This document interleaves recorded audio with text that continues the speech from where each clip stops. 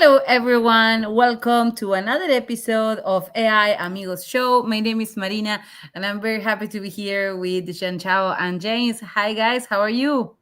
Hey Hello. everyone. Hello Marina, Agent Chow. Long time no see.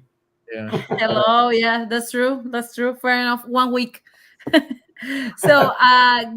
thank you so much for joining me today. And we have a very hot topic for our audience, actually. We are talking about the AI in education, and we have a guest here. Hi, Johannes. How are you? Hello. I got stuck in traffic with my bus, so I'm a bit late and I Nope. can only join from the mobile phone. I hope that's okay and you can understand me. Of course, of course. And Johannes, what we want is your knowledge. So then we are very happy that you actually could make it. Thank you so So much. we just got started, and then what we mentioned is that the topic of the day is the tech in education and how AI is changing the way that we are learning. I know that there are some tools that are helping, and it would be nice to hear your experience because I know that you are doing some then maybe you can actually give us some insights on what is going on in this field. Yeah, there's a lot going on. I don't even know where to start. So, first of all, let me start with that nobody really is knowing how AI is changing education and what exactly got changed. Like, there is a lot of the expectation that AI is now solving all education problems from some people, and other people saying AI won't solve any problems at all and we should just not use it at all. But the underlying question is, which goal does education have? And maybe the goal of memorizing stuff is a bit more, or gets less and less um, needed, but the goal of like understanding stuff, putting stuff into context, also learning in the sense of personal development gets more and more important, especially in the world that we have. And yeah, from the changes, obviously there are tools to generate videos, exercise sheets, core lectures, material. You can ask questions 24/7 to an AI and you get answers. How good or how right or wrong they are is on another page, but this is all having some kind of influence. The most prevalent thing I see you can see is that, especially if you have like homework assignments or stuff like that, that students can just use AI to just do their homework and they don't really do it. Like they don't have to do it if they don't want to train and want to get better. And this is, I think, the part that most people in education get to experience currently. But yeah, Well, I would say not just the homework as a high school students. I mean, a university is also happening, and even now AI can code for you. In our last episode, we were showing cloud code, for example, and how it actually helps you. In the sense that you can change the coding and so on.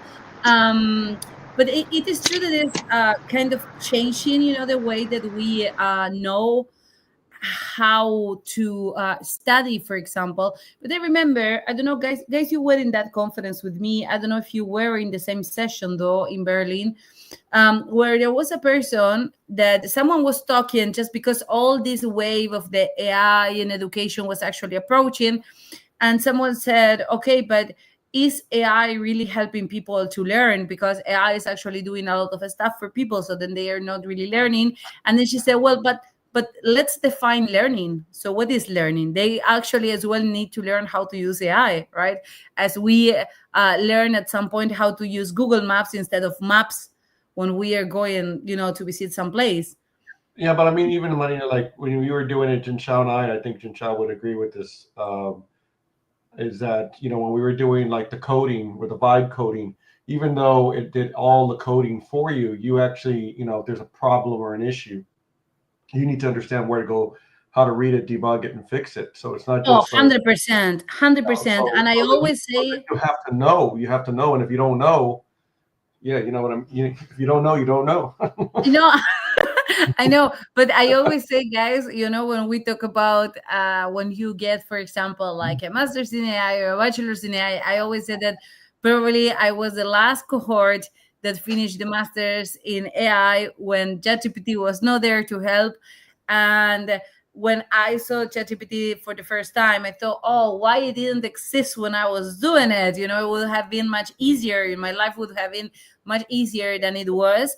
But now, looking back, I just think, okay, thank God I actually didn't have it, because it pushed me to learn, and to get the logic of the code. And as you said, James, being able to spot if there is an error. But Johannes, you have seen this, I assume, like in different technological universities. How do you see that the students are dealing with it now? Like, there are a few things to it. First of all, I just got remembered on a talk that I was giving a few days ago. It was about HR and getting a job in the age of AI. And it was very funny because we were answering a lot of questions. And then one student asked, so basically companies think they can replace entry-level jobs with AI because seniors get more done with AI. But then at one point, they don't have any seniors anymore. And then they will search for people to get trained to get senior. But what are we doing in the between? Like, when they don't know it yet that they need us, like later. And this is very interesting because you still need to know the stuff. And more students are realizing it. Like terms like clanker, for example, getting more prevalent for students or young people in general that don't want to use AI and don't want to be reliant on AI. So they frame AI as some clanker stuff that is not good and you should not use it. And many see the danger of using AI for learning and then not actually understanding. And I mean, we have developed an AI solution for like technical studies that helps you actually understand stuff, which is a bit different.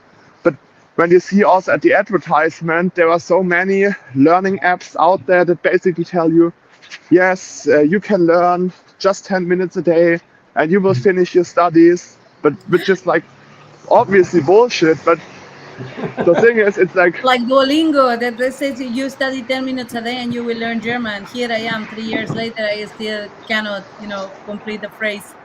Yeah, Johannes, can you get an AI to teach Marina German, please? Because she needs like it urgently.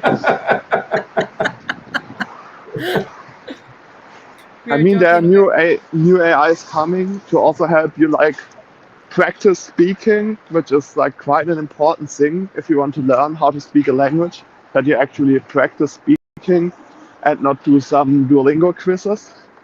But yeah, this is true. Like, but I Well, feel that students are more and more aware of the fact that they actually have to put in some effort and they're willing to do so. The problem is that the current system is not really rewarding this kind of behavior because you have to make the decision between getting a better grade and learning something. Because, like, when you just use AI, you get more done, you probably get a better grade, but you may not learn that much. On the other hand, for your CV and everything, having a better grade may actually be better. So, and we are putting that moral pressure basically on the students. Genjao, Yeah. I wanted to ask you something, because what Johannes mentioned is very interesting regarding the jobs. That in many places, what people expect is, okay, let's not hire new entries, or let's say entry levels, because seniors can actually do the stuff. But the problem is people are not really trained enough to be seniors with all the AI here. And as you are head of cloud, and probably you took some interviews, for jobs in your company. What do you see that is happening? Do you think that it is actually affecting the new, let's say, entry levels? No, I don't think so. And my message going to hiring is different. I don't look at the technical skills because AI and because the job it is. Because once you finish university, you can't take the job. You have to learn on the job. So, and then I'm not saying senior is bad, but senior has their own quirks and stuff. You're doing certain things in so many years. And so it's good if you have some good experiences. It would be bad if you have some bad habits with you. It's really hard to convert. And what happens, for example, educating people in companies? Like, because Johanna said that they created an app or a tool that is helping people to learn or educating them for the university for better grades. But Johannes, can you use, for example, an app like yours in a company to educate people?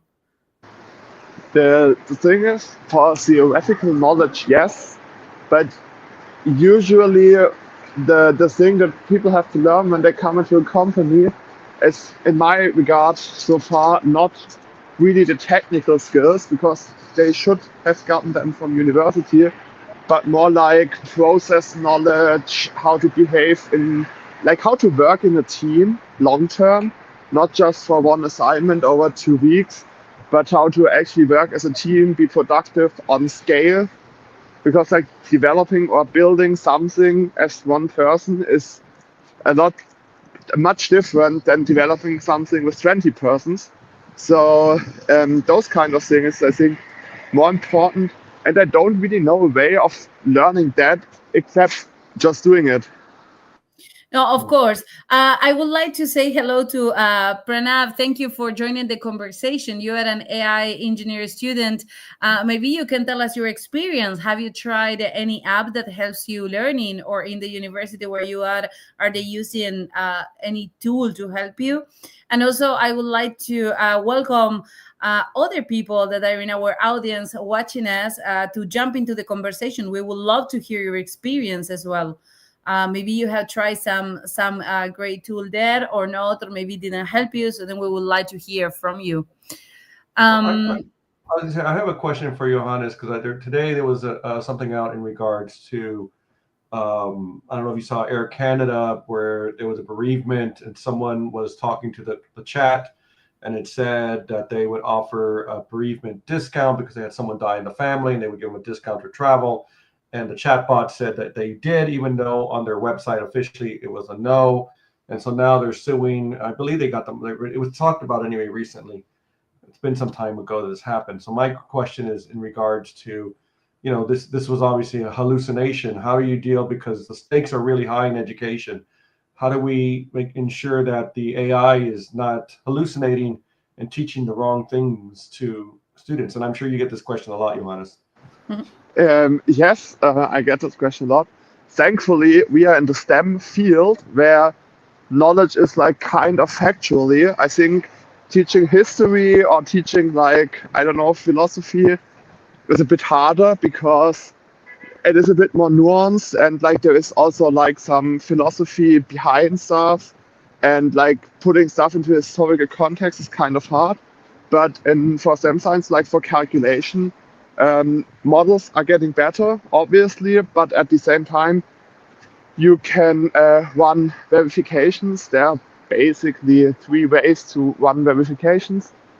One is to use computer algebra systems like SymPy, or like what Wolfram Alpha is doing, or simulations, like some numerical calculation or symbolic math. Then there is the alpha geometry style thing where you do geometrically proving stuff, and the LLM generates a geometrical proof that is formally verifiable. And the last option is to let the LLM generate lean code, which is a formal proofing language that can also be computer-wise verified. Actually, today, the Deep Prover version 2 from DeepSeek came out, and it's quite a large model with 85 billion parameters, but it can generate astonishingly good proofs. And there was also a cool paper like released, I think, on 29th of September from Apple on they developed a Hilbert system, which basically takes LLMs and prover LLMs in some kind of agentic system, which is like 97% accurate. which is really good on like standard problems. So there are ways and options to do it. It is ongoing research, and I think in code or in like technical mathematical stuff, it's kind of easier to do because you can generate training data very easily.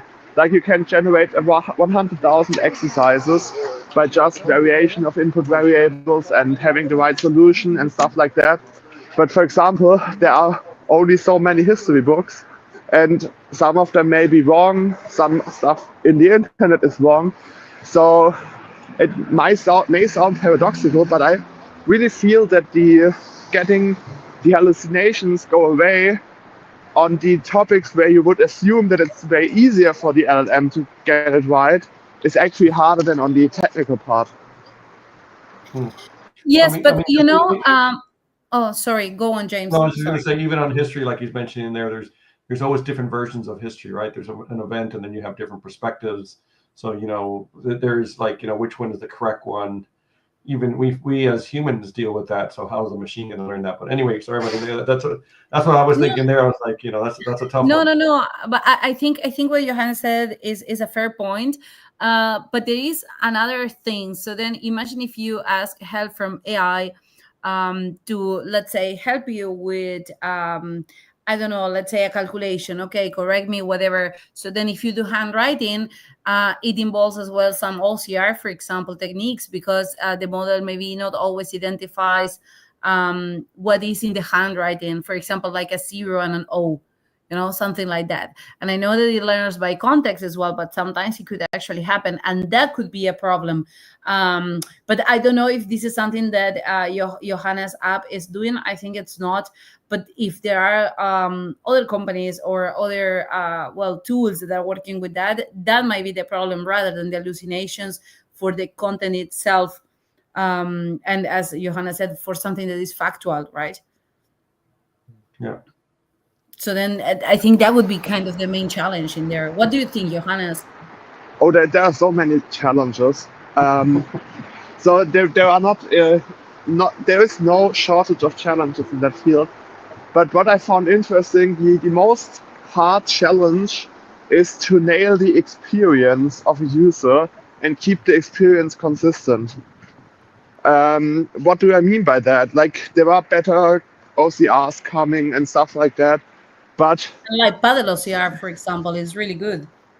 yeah, I think the best one currently is from Data Chan, like some Chinese OCR.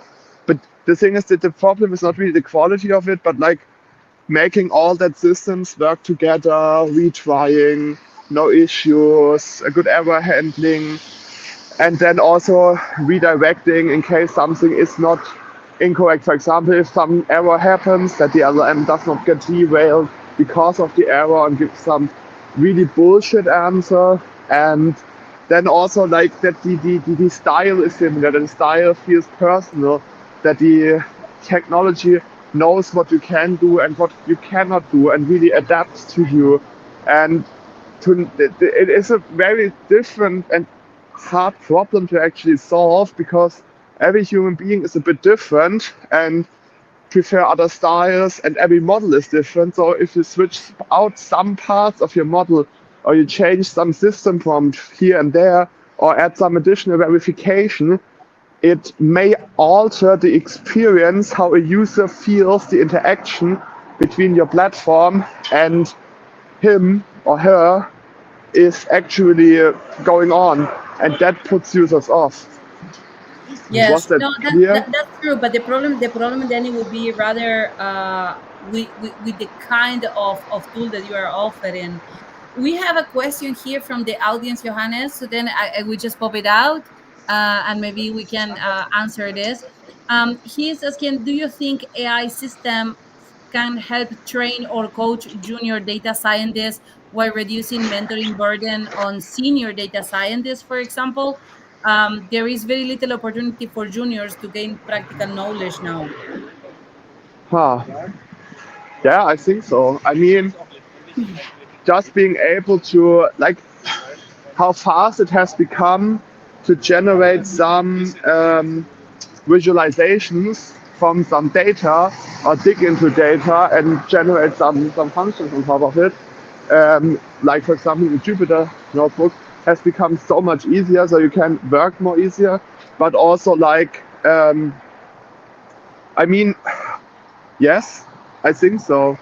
You can ask questions. Actually, programming data science like is a lot, like it's a huge amount of data in the data set of those LLMs. So it's quite good in doing that. You can ask about architectures. You can run these things. You can actually build your own applications very easy.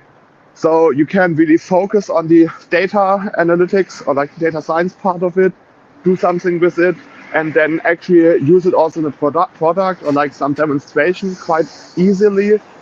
So yeah, I think my advice there would be just look something that you want to analyze or some information that you want to have, and then with the help of AI, get it done as fast as best as possible.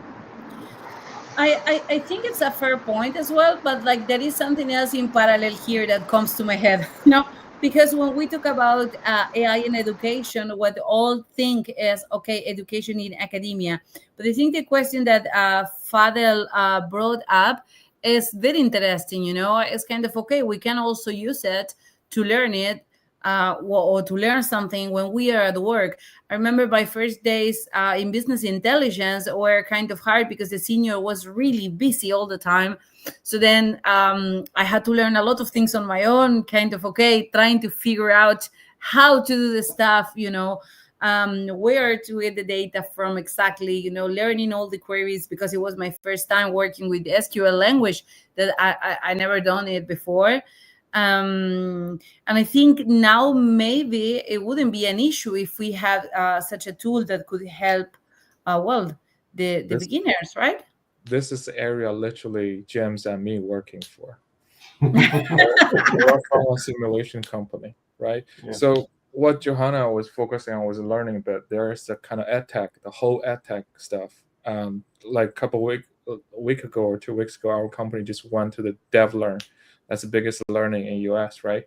So the thing now is there's a two kind of training stuff. There's a one simulation. There are different way to do simulation, softer skills, and there's a whole lot of other company do like a VR training. Let's say you train health and safety. If you go on the site, you can do VR stuff with AI. Basically, you put that screw in there or something like that. The training, and then also they are towards more AI now. To all the big companies, basically, they all have their own learning department trying to build with AI, training employees with different skills now. Yeah. Well, Well, so I was going to say just like for example, airline pilots or any kind of thing where you simulate an environment where simulation would work just as well as an AI where you simulate something happening because the last thing you want is it to happen in real life. You know what I mean? Like you take down the server, or you do production server, or you take down the system or whatever by doing something small or an update where you can try to do this in a simulated environment where you can learn. Because I mean, ultimately, when you become senior, it's because years of experience and you know what works, what doesn't work, and how to have processes and procedures and why you use this to avoid these type of things. And when you're new, you don't know these, and so this is why you have to simulate. But Yeah, and also this is the area as well about digital identity now. So you can create the person with the experiences, and then it can have one-on-one training with you, and that's where it's working towards at the moment. but equally important, I think, are the soft skills that you learn as well on the go, right? So because there are many skills that you learn when you start working on that. For example, maybe you have some leadership skills in you, but when you are really in the position is when you really learn how to do this. And I'm not really sure if AI could actually really help in that part, because there are many things that belong to the personality of each Yeah, employee. but that's it. That's what I was talking about. The AI can help is because you can evaluate. Let's say, I'm the head of cloud. I go for some simulation. Basically, says, oh, my senior leadership or whatever skills, conflict skills or whatever, You train that, and you get data, and I can use that data to create or represent the digital you, and then your teammates, the person who report to you, can have conversation to you and train their skills, and then the Wow. whole thing will be like that. It looks like it's the Matrix, Yeah, like I don't know how to talk to my manager about this report. Let me take a training. Let me practice with you. And then Or go to communicate with stakeholders. How am I going to communicate this complex idea to stakeholders, or how am I going to make this idea that I have that they can understand it and make it simple and break it down and all of that? And that's all soft skills, because I mean, no one's going to buy your idea if they don't understand it. And it could be a great idea, but they don't understand it. Do you, just one question. Do you think that it is possible with the current technology to simulate a human good enough for that kind of training, so where you actually simulate a specific human, not just a general stakeholder or general, I don't know, technician? Not the human. I don't know. Maybe there's a secret labs, but on the software level, and you measure a couple certain areas or characters, and then you can represent the character. But that's the similar thing. Like when you ask ChatGPT, answer me like Elon Musk, it can does that kind of It similar. has plenty of data. It has plenty of information on it. But not a person. But maybe working towards that for sure. Yeah. Well, so guys, I think this topic is actually really interesting. I would like to thank our audience for participating today. We love to hear your comments and your questions. Johannes, it was great to have you. You are welcome to come another time to talk to us, maybe showing your product. We would love to see how it works and how it can help students in the classroom and professors, because I think it is going both ways. This is the most interaction we've ever had, and people asking questions, which is great. Yeah. Hopefully the German bus will be on time for you next time. I thought this German system was supposed to be really like efficient. I don't know, man. Yeah, it's like traffic gets everyone. But yeah, next time it will be on time, and I'm happy to come again. And thanks for having me. I enjoyed chat with you guys this time, last time. Also, probably will enjoy it in the future. So, looking forward to it. Yes, and we also want to see the progress of your app. I think it's something very interesting to show our audience how AI really can help them, especially students like Pranab, for example, that he's an AI engineer student. So there are tools out there that maybe can help you. So yes, thank you. sure. Thanks a lot. I just want to say a happy Thanksgiving to everyone today, because today is Thanksgiving. We didn't mention that earlier. And then also don't forget our sponsor, Marina. Yes. So then I would like to remind you that we are sponsored by Tequila AI. So if you want to implement any AI solution in your company, you don't know where to get started, you can contact our friends of Tequila AI, and they will give you like a super good price. So feel free to contact them from our side. Guys, remember to subscribe, like our channel, like our episode, and share this if you like it. And very nice talking to you. And Jean-Chao and James, see you next week. And Johannes, see you around. Thank you. See you. Bye-bye. Bye.